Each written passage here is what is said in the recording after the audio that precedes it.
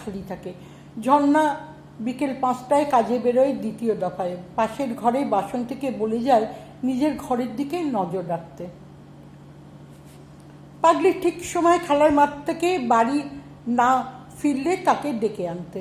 বাসন্তী ঝর্ণার কথা রাখে, দুজনে খুব ভালো বন্ধু। আর ঝর্ণা যখন মেয়েকে নিয়ে কোনো আত্মীয়ের বাড়ি যায় বা অন্য কোনো কাজে, সেক্ষেত্রে যদি ফিরতে দেরি হওয়ার চান্স থাকে তবে বাসন্তীর তালা আটকে যায়। চাবিটা রেখে যায় বাসন্তীর কাছে। বাই চান্স যদি অনাদি তাড়াতাড়ি ঘরে ফেরে, যাতে বাসন্তীর কাছ থেকে চাবি নিয়ে অনাদি ঘরে ঢুকতে পারে। তবে এই ব্যবস্থা তো কালে ভদ্রের।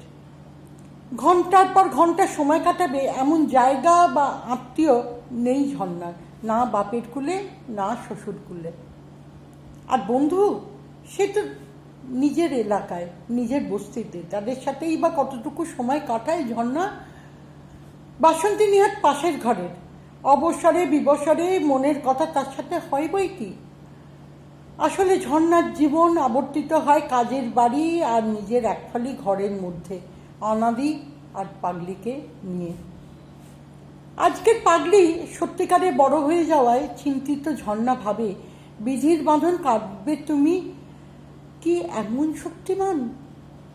ঝর্ণার বাবার অবস্থা যখন একটু ভালো ছিল, তখন ঝর্ণা গ্রামের শেষ প্রান্তে থাকা অনন্ত মাস্টারমশাইয়ের বাড়ি অনেকটা হেঁটে গিয়ে গান শিখত। বাড়িতে একটা রেডিও কিনে এনেছিল পচা ঘোষ, ঝর্ণার বাপ। তারপর তো পচা ঘোষের জমি জিরে গেছে দামোদরে পেটে। শুধু ভিটেটা খায়নি দামোদর, দামোদরের খিদে পচা ঘোষের জীবনে চরম দারিদ্র এনেছে, বউকে গলায় দড়ি দিতে বাধ্য করেছে, জীবনে অন্য প্রবাহ এনেছে। ঝর্ণা গান ভালোবাসে এখনো। মন ভালো থাকলে গুনগুনিয়ে গান গায়। কাজের বাড়িতে মিউজিক সিস্টেম চললে তার কান খাড়া হয়। নিপুণ কাজ আরও বেশি নিপুণ হয় গান শুনতে শুনতে। ঝর্ণা ঠিক করে কালই সে একটা মজবুত তালা কিনে আনবে। ডুপ্লিকেট চাবিটা অনাদিকে বলবে কোমরে কালো কাঠ দিয়ে বেঁধে রাখতে। নেশা করলে যে অনাদির হুঁশ পর্ব কমে যায়, সেটা ঝর্ণার থেকে ভালো কেউ জানে না। ঝর্ণা এবার নিজের ঘরের দাওয়ায় পার আগে পাগলি শুনে যাচ্ছে গান টিভিতে। আগে কি সুন্দর দিন কাটাইতাম আমরা, গ্রামের নজওয়ান হিন্দু মুসলমান মিলিয়া বাউল গান ভাটু গান গাইতাম। গানটা ঝর্ণার মনে দাগ কেটে যায়। পাগলিও গান ভালোবাসে, বোধহয় তার জিনে রয়েছে গান। পচা ঘোষের বাউল গানের আসরে গ্রামের লোকেদের ভিড় জমত খুব বেশি। আজ তো পচা ঘোষের নিজের বস্ত্র মাকড়া, মাধুকরি করে দিন গুজরান। ঝর্ণা ভাবে লেখাপড়া তো হলো না, গানটা যদি ঠিকঠাক শিখতে পারতো, লতা আশা না হলেও মোটামুটি গান গেয়ে রোজগারটা হয়ে যেত। বাবুদের বাড়ি গতর খাটাতে হতো না। মানুষ নিজেকে নিয়ে কত কিছুই তো ভাবে, সব ভাবনা কি সত্যি হয়? তবু স্বপ্ন দেখতে তো ট্যাক্স লাগে না। অনাদি ঝর্ণা যে যার কাজে বেরোয়, পাগলি এখন ঘরে তালাবন্দি থাকে। মা বাপের চিন্তা হয়, কিন্তু কিছু করার নেই, পেট শুনবে কেন? পাগলির একটা পুতুলের সংসার আছে ঘরের এক কোণে। দিব্যি সে আছে তার পুতুলের সংসার নিয়ে। সময় যে তার কোথা দিয়ে চলে যায়, পুতুলদের নামানো খাওয়ানো ঘুম পাড়ানো পাগলির সঠিক কাজ। সময় মতো খেলাঘরের হাঁড়ি কড়ায় রান্না চাপায়, ছোট প্লাস্টিকের স্টোভে দুধ বসিয়ে অন্য কাজ সারে। কোনোদিন পুতুল মেয়ে চুল আঁচড়ায়। দুধ উতলে পড়তে যে পারে সে জ্ঞান কিন্তু তার নেই, তাই অন্য কাজ সারে। তখন কেউ যদি দেখতো আড়াল থেকে, তাহলে বুঝতে পারতো পাগলির মুখে কিরম যেন একটা মাতৃস্নেহের ছায়া খেলা করছে। পাগলি হলেও মেয়ে যে, আর মেয়ে মাত্রই তো মায়ের জাত। আশ্বিনের মাঝামাঝি, ঢাকে কাঠি পড়ব। আজ মহালয়া। ভোর 4টায় ঝর্ণা রেডিও খুলে দিয়েছে। এই রেডিওটা পচা ঘোষের দেওয়ান, ঝর্ণার প্রথম রেডিও নয়। অনাদি সোহাগ করে কিনে দিয়েছিল ঝর্ণাকে। কি জানি সূর্য সেদিন কোন দিকে উঠেছিল, ভীষণ ভালো লেগেছিল। অনাদির কাছ থেকে অপ্রত্যাশিত উপহার পেয়ে। ততদিনে পচা ঘষের দেওয়া রেডিওটা নীরব হয়ে গেছে। রেডিওটার গায়ে হাত বুলিয়ে ঝর্ণা সোয়াগী গলা, কত নিল গো। বিড়ি টানতে টানতে অনাদি বলে, আম খাচ্ছিস? আম খা। দামে খাম কি? গান ভালোবাসিস? এনে দিলাম। ঝর্ণা জানে অনাদি গান তেমন পছন্দ করে না, তবে ঝর্ণা যখন গায় শোনে, গাইতে বারণ করে না। অনাদি যদি ঝর্ণাকে গান গাইতে বারণ করতো, তাহলে ঝর্ণা কি বলতো, যদি বারণও করো তবে গাহিব না। এখন উত্তর খোঁজা একদম বৃথা। তবে গান ঝর্ণার খোলা জানলা। ঝর্ণা অতীত পরিক্রমা থামায়। শুরু হয়েছে মহালয়া রেডিওতে। বীরেন্দ্রকৃষ্ণ ভদ্রের ভরাট গলা শঙ্খধ্বনির সাথে। আশ্বিনে শারদ প্রাতে বেজে উঠেছে আলোক মঞ্জরি। ধরণীর বহিরাকাশে অন্তর্হিত মেঘমালা। প্রকৃতির অন্তরাকাশে জাগরিত দ্যুতিময়ী জগন্মাতার আগমন। ঝর্ণা অনাদি আর পাগলি শোনে, বোঝে কতটা কে জানে। আরম্ভ হয় গান, বাজলো তোমার আলোর বেণু। ওদের মনে ঢাকার বাদ দিই, ধ্যান করকুর। পাগলির বোধ হয় কম। ঢাকের আওয়াজ কানে গেলে বা প্যান্ডেলের রোশনাই দেখলে তবু বোধ হয় বোঝে রোজগার থেকে আলাদা কিছু হচ্ছে। ঝর্ণা নিজেদের জন্য বাবুদের বাড়ির থেকে পাওয়া বোনাসের টাকায় পুজোর নতুন জামা কাপড় কিনে এনেছে। অনাদির এ ব্যাপারে হুঁশ পর্ব জিরো। বাবুদের বাড়ি কাজ ধরার পর এ ব্যাপারে এক পয়সা ঠেকায় না, ইচ্ছাকৃত। তাই ঝর্ণা কিছু বলে না, বললেই বাবুর গাল ভারী, গালাগালি। কি দরকার অশান্তির? পুজোর সময় যে যেমনই রোজগার করে পরিবারের লোকদের কিছু না কিছু তো দেয়। মেয়েদের জন্যে তো অনায়াসে কিছু আনতে পারতো অনাদি। মহালয়ার দিন বাবুদের বাড়ি থেকে ছুটি নিয়েছে ঝর্ণা, গেছে অহকাশ কর্নারে। পাগলি বাড়িতে তালাবন্দি। রাস্তায় ভিড় বাড়াক্কা, পাগলিকে নিয়ে হাঁটতে অসুবিধে। অনাদি ফেরার ঠিক ঠিকানা নেই, ঘরে থাকতে বললেও থাকবে না, তাই ঝর্ণা তাকে কিছু বলেনি। পাগলির জন্য ঝর্ণা একটা লাল টুকটুকে নকল বেনারসি কিনেছে। সোনালি জরির মাঝারি পেটা পাড়, গায়ে ছোট্ট ছোট্ট সোনালি বুটি। ঝর্ণাদের কাছে এটাই বেনারসি। শাড়ির সঙ্গে রয়েছে সোনালি ব্লাউজ পিস। ব্লাউজ বানাতে বস্তির পর্দা 50 টাকা নেবে।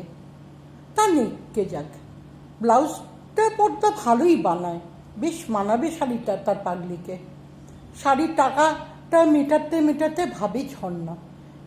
নিজের জন্য নিয়েছে আকাশ নীল তাঁতের শাড়ি, শরতের আকাশের সাথে মানানসই। অনাদির জন্য সবুজ পাঞ্জাবি আর সাদা পায়জামা। সবুজের প্রতি অনাদির ভালো লাগা। অনাদি পাঞ্জাবির বুকের কাছে সাদা সুতোর কাজ। হকাস কর্নার ছাড়ার আগে ঝর্ণার মন খুটখুট করে। পাগলির বাড়িতে পড়ার জামা 3টের একটা প্রায় ছিঁড়ে গেছে, বাতিলের প্রয়োজন। বাগিয়ে চেন খুলে সাবধানে টাকা গোনে ঝর্ণা। পাবলিক প্লেস, কত ধান্দাবাজ ঘুরে বেড়ায়। মনে হচ্ছে যা টাকা আছে তাতে পাগলির ঘরে পড়ার জামা আর একটা ইজের হয়ে যাবে। জামা ইজের কিনে ঝর্ণা প্যাকেট চালান করে হাতে ধরা বিগ শপারে।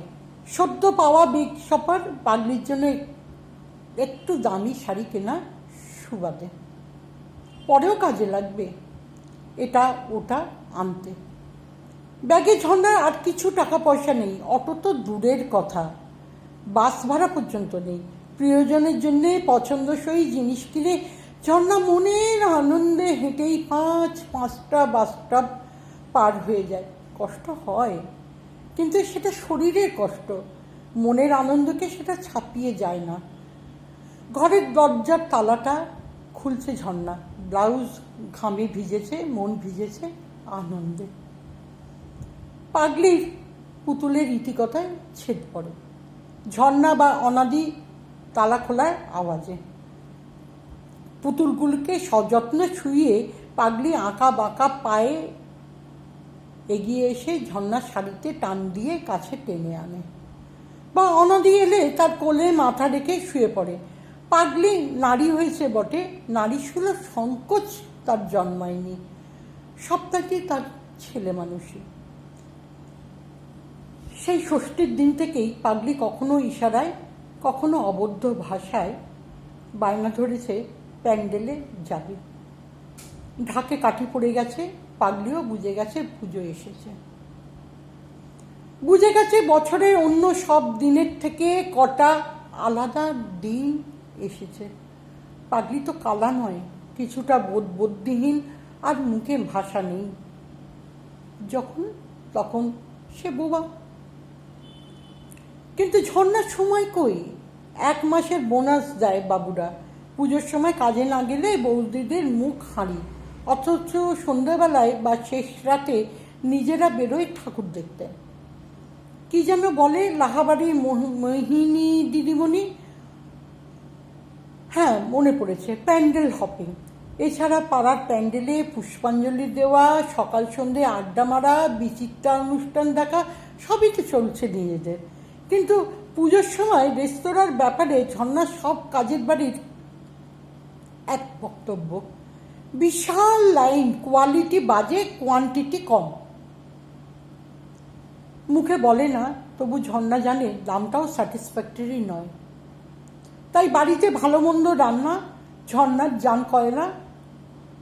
বাড়ি ফিরে নিজের বাড়ির রান্না, বাবুদের বাড়ির মতো এলাহি আয়োজন না হোক, বছরকার দিন একটু আধটু ভালো মন্দ তো করতেই হয়। অনাদিও বলে পয়সা দিয়ে বাইরে বাজে জিনিস খেয়ে পুজোর সময় পেট খারাপ করতে হবে না। তবে অষ্টমীর রাতে ঝর্ণা কিন্তু এক বজ্ঞা ঘোড়া, কিছুতেই খন্তি ধরবে না, সেটা অনাদি মেনে নিয়েছে। অনাদি যে পাগলিকে নিয়ে প্যান্ডেল ঘুরিয়ে আনবে সে সময়ও তার নেই। পুজোর মরশুম, সোয়ারি প্রচুর, রিক্সা ভাড়া ডবল, ঝোপ বুঝে কোপ মারা আর কি। কিন্তু এই শ্রেণীর দোষ করি, এদের না ভালো আয় না ভালো বোনাস, অথচ পুজো তো এদেরও।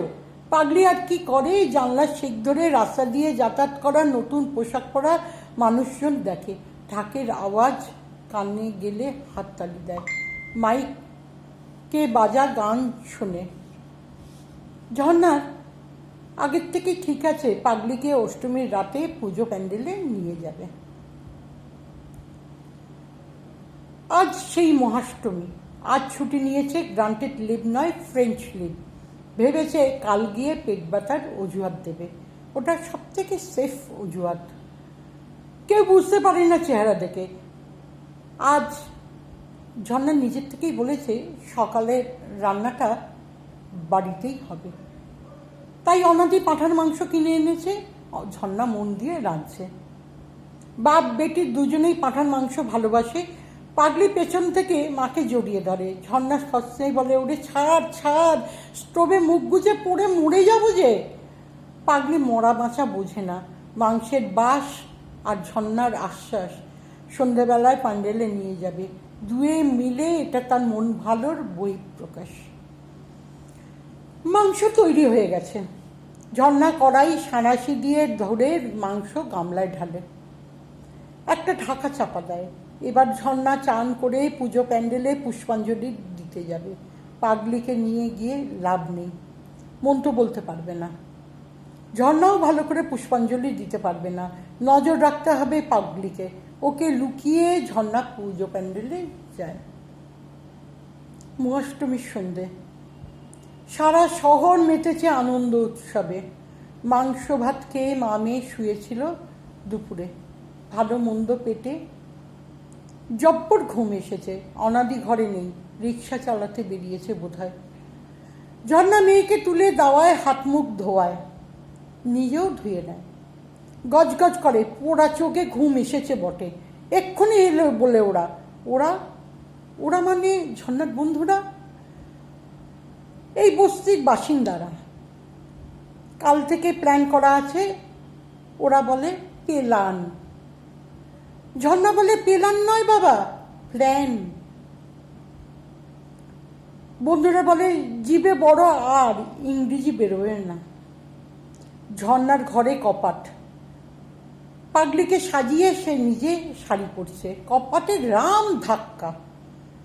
ঝর্ণার স্বর উচ্চগ্রামে, কে? আমরা লো আর কত সাজবি, খোল বলছে এক্ষুনি সীমার গলা। তোরা এগো, আসছি আমরা। মহাষ্টমীর সন্ধে, হাতে তো মাত্র একদিন, সন্ধে গড়িয়ে রাত করিসনি বাবু, আমরা এগোলাম। ঝর্ণা জানে দলে রয়েছে সঞ্জুদার বউ সীমা, রেখা আর তার জিগরি সহেলি বাসন্তী। পুজো প্যান্ডেলে প্রচুর ভিড়। ঝর্ণা খোঁজে তার বন্ধুদের, পাগলি খোঁজে নাগরদোলা, বেলুন আর খাবারের দোকান। একটা ভদ্রলোক বাড়ির বাচ্চা মেয়ে তার মায়ের কোলে। পাগলি ঝর্ণার হাত ছাড়িয়ে গিয়ে বাচ্চা মেয়েটার গাল টিপে দেয়। ঝর্ণা প্রথমে ভয় কাঠ হয়ে যায়। বাচ্চার মা যদি রাগ করে, পুজোর দিনে অশান্তি একটা না বাটিয়ে এই মেয়ে ছাড়বে না। বাচ্চার মা হেসে মেয়ে কোলে চলে যায়। বাসন্তী ডাকে, ঝর্ণা আমরা এদিকে রে। ঝর্ণা দেখে মাঠ বরাবর তার বন্ধুরা গোল হয়ে চেয়ারে বসে আছে। ঝর্ণা পাগলির হাত শক্ত করে চেপে হঠাৎ দেয় বন্ধুদের দিকে। আজ রাতে রান্নার কোনো ঝামেলা নেই। প্যান্ডেলে টুকটাক খেয়ে পেট ভরানোর পরিকল্পনা রয়েছে ঝর্ণা আর তার বন্ধুদের। অন্যদিকে বলে দিয়েছে ভাই বাইরে খেয়ে নিতে। ঝর্ণা বন্ধুদের সঙ্গে গল্প গুজবে মত্ত। বাসন্তী উঠে গিয়ে পাগলির জন্য একটা আইসক্রিম কিনে এনেছে। পাগলি বাসন্তীর হাতে বাঁ হাত রাখে, তার কৃতজ্ঞতার প্রকাশ। এবার সে ডান হাতে ধরা কাঠি আইসক্রিমটা জিভ বার করে একবার চষে একবার ভেতরে ঢুকিয়ে আইসক্রিমে স্বাদ নেয়। আইসক্রিম একসময় শেষ হয়। ঝর্ণার রুমাল দিয়ে মেয়ের হাত পরিষ্কার করে মুখ মুছিয়ে দেয়। এরপর ঝর্ণা সীমার হাতে টাকা দেয় সকলের জন্য ডাবল এগ রোল কিনে আনতে। সীমা আর সঞ্জুদার বউ চলে যায় রোলের দোকানে মাঠের বাইরে। হাসি, গল্প আর মেয়েদের হট টপিক, পরনিন্দা পরচর্চার মধ্যে দিয়ে সকলের পেটে চালান হয়ে গেছে রোলগুলো। শুধু পাগলির রোলটা অনেকটা বাকি, তাড়িয়ে তাড়িয়ে খাচ্ছে। একেই বলে লোকচরিত্র। ভালো জিনিস ভালো সময়ের স্বাদ লোকে চায় একটু একটু করে নিতে, যাতে সারা জীবনেও না ফুরিয়ে যায়। ঝর্ণা মেয়েকে টাকাটা দেয়, তাড়াতাড়ি খা, 11টা বাজতে যায় যে। সন্ধে পুজো শুরু হলো, আমি মায়ের মুখটা একটু দেখে আসি। পাগলি কি বোঝে কে জানে, তবে খান মারে। ঝর্ণা এবার বন্ধুদের বলে, তোরা পাগলিকে একটু দেখ না, সকালবেলা যা হোক করে অঞ্জলি দিয়ে গেছি, মায়ের কাছে ভালো করে প্রণামটাও করতে পারিনি। বাসন্তী বলে, তুই যা তো, ঠিক দেখে রাখবো পাগলিকে। তবুও ঝর্ণার দ্বিধাগ্রস্ত। কাল তো কাজে বেরোতেই হবে, মায়ের মুখখানা দেখতে পারবে কিনা সন্দেহ। ভাবছে কাল কাজের বাড়িগুলোতে বলবে বিকেলে আসবে না। বৌদিরা শুনবে বলে মনে হয় না, সুতরাং মায়ের মুখ দেখা অনিশ্চিত। দুবেলা ঘর বাইরে সামলে আর শরীর বয় না ঝর্ণার। ঢাক বাজছে। ঝর্ণা দ্বিধা ঝেড়ে ফেলে পা বাড়ায় দুর্গা মায়ের মুখ দেখবে বলে। মা দুর্গার কাছে প্রার্থনা জানায়, মা পাগলিকে ভালো করে দাও মা। অসম্ভব প্রার্থনা, কিন্তু ঝর্ণা বিশ্বাস করে দুর্গা মায়ের কৃপা হলে পঙ্গু গিরি লঙ্ঘন করতে পারে। হ্যাঁ, এখনো বিশ্বাস করে। ঝর্ণা স্কুলের বড় দিদিমণি প্রায়ই একথা বলতেন যে মায়ের কৃপা হলে সব সম্ভব হয়, এমনকি অসম্ভবও সম্ভব হয়। কতটুকু সময় নিয়েছে ঝর্ণা? বড়জোর মিনিট 15। ফিরে দেখে বন্ধুরা পিছন ফিরে গল্প করছে, কি একটা সিনেমা নিয়ে আলোচনা হচ্ছে। পাগলির চেয়ার খালি। ঝর্ণার আত্মচিৎকার, পাগলি কই? তোদের দেখতে বলে গেলাম আর তোরা উন্মত্ত হয়ে গল্প করছিস।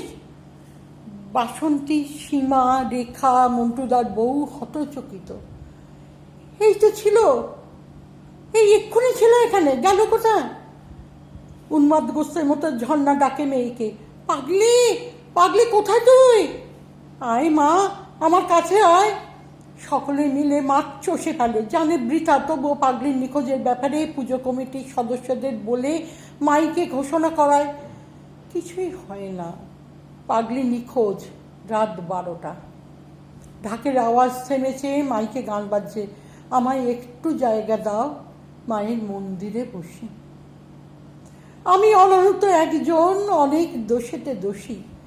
একটা চেয়ারে বসে মুখে হাত দিয়ে ঢাকে ঝর্ণা, কাঁদছে সে। কি দোষ ওর?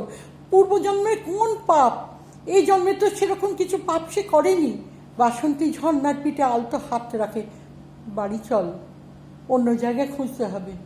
করমচা চোখ তুলে বলে ঝর্ণা, মা আমাকে এমন কেন শাস্তি দিলেন রে? বাসন্তীর চোখ দিয়ে দুফোঁটা জল চোখের কোল উপচে পড়ছে। বাসন্তী মুছে না। কি হবে মুছে? মুছলে তো আবার পড়বে।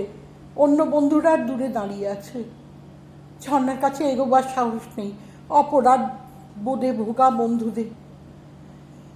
ফেরার সময় রেখার চোখে পড়ে আধ খাওয়া একটা রোল পড়ে আছে গেটের বাইরে। সকলকে দেখায় সে। তার মানে পাগলি যতদূর সম্ভব নিজের থেকে নিখোঁজ নয়। তাকে ভুলিয়ে ভালিয়ে কেউ নিয়ে গেছে। ওই তো পাগলির এক পাটি চটি। বস্তির পুরুষদের একথা বলা ভীষণ জরুরি। অন্যদিন মদ খেয়ে অনাদি টলতে টলতে বাড়ি ফেরে, আর ঝর্ণা মদ না খেয়ে টলতে টলতে বাড়ি ফেরে। সঙ্গে অনেক লোক, তবু সে একা। সীমা, রেখা, বাসন্তী, সঞ্জুদার বইয়ের মুখ ছুন। ঝর্ণা তো তাদের দায়িত্বে পাগলিকে রেখে গিয়েছিল। এত ক্যালাস তারা হলো কি করে? ঝর্ণার দাওয়ার খুঁটিতে হেলান দিয়ে ভাবে, ওদের দোষ কি? পাগলির দায়িত্ব একান্ত তার। অনাদিকে খবর দেওয়া হয়েছে, মদের থেকে যায়নি সে। রিক্সা স্ট্যান্ডে দাঁড়িয়ে অন্যদের তাস খেলা দেখছিল আর সওয়ারির অপেক্ষা করছিল। অনাদির সঙ্গে বস্তির সমস্ত পুরুষেরা পাগলের মতো খুঁজে চলেছে পাগলিকে, সম্ভব অসম্ভব সব জায়গায়। বস্তির এই একতা সত্যি প্রশংসার যোগ্য। ঘণ্টা 3 কেটেছে, পাগলির সন্ধান মিলেছে ঝিম ধরা শেষ রাতে ঝিলের ধারে। পাগলি মরেনি, তবে তার লাল শাড়ি কোমর অবধি তোলা, সোনালি ব্লাউজ বুকের কাছে ছেঁড়া।